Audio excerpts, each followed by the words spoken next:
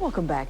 Well, now we focus on a fundraising effort that has truly been global in scope and quite extraordinary. Polly-CNN.flv is believed to be the first woman to walk around the world. Now, she completed her global walk for breast cancer awareness Saturday in the US state of Colorado. Along the way, she raised nearly $200,000. And she joins us now from Denver to share her story with us. Do appreciate you being on with us here on World News. Yeah, thanks for having me. It's good to sit down. I'm sure it is. Polly, give us an idea why you decided to take on this extraordinary challenge of walking around the world. Yeah, you know, I've wanted to do it since I was a kid. I saw the story in the newspaper of a man walking around the world, and I was fascinated by the fact that you can put one step in front of the other, and that can serve as your transportation across borders and in through this various cultures and see how different people live than I do growing up in Minnesota in the United States. And I was fascinated by it, and the seed was planted, and it stayed with me my entire life. And then what happened, about 25 years later, a lot of women around me had been diagnosed with breast cancer. And I went to the doctor being nervous, and he told me I didn't need to worry about getting breast cancer because it doesn't run on my mother's side of the family. And a friend of mine set me very straight and said that's bogus information, and of course you can get breast cancer.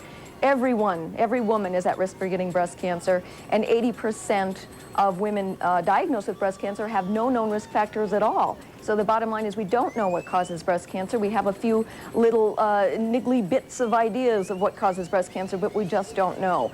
So I was walking home that night and thought, that's what I'll do that walk for that I've always wanted to do, and I started planning my global walk for breast cancer.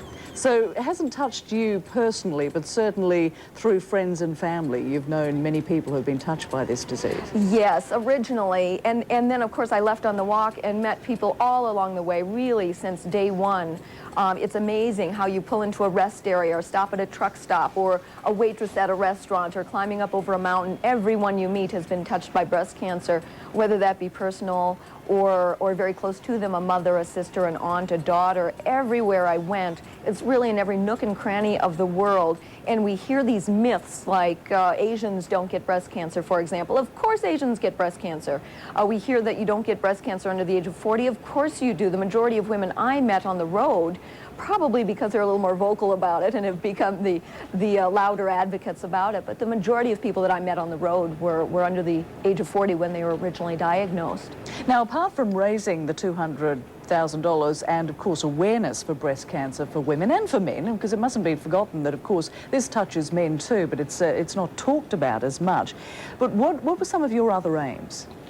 Actually, it was very much a personal thing. I'm not going to pretend to be any kind of martyr, of course. It was a personal goal of mine, and no one can really explain why you want to do these kinds of things like climb Mount Everest or bike around the world. I guess it's a yearning for like a world and life experience that you want. So that's what I was getting out of it, is sort of the education and the personal growth and the confidence that comes with fending for yourself in foreign lands for 5 years. There is one thing I would like to correct. I don't claim to be the first woman to walk around the world. There is another woman that walked around the world, a British woman, so I don't want to take that title from her. I respect what she did, of course. I'll take first American woman, but that's not terribly important to me either, quite frankly. We're going to give that to you. Okay. Now, you walked through 22 countries. Yeah. There must be one story that really stands out as maybe the most memorable. Can you share that with us? Or... Well, wow, that's tough to of course, name after 5 years of anecdotes all day.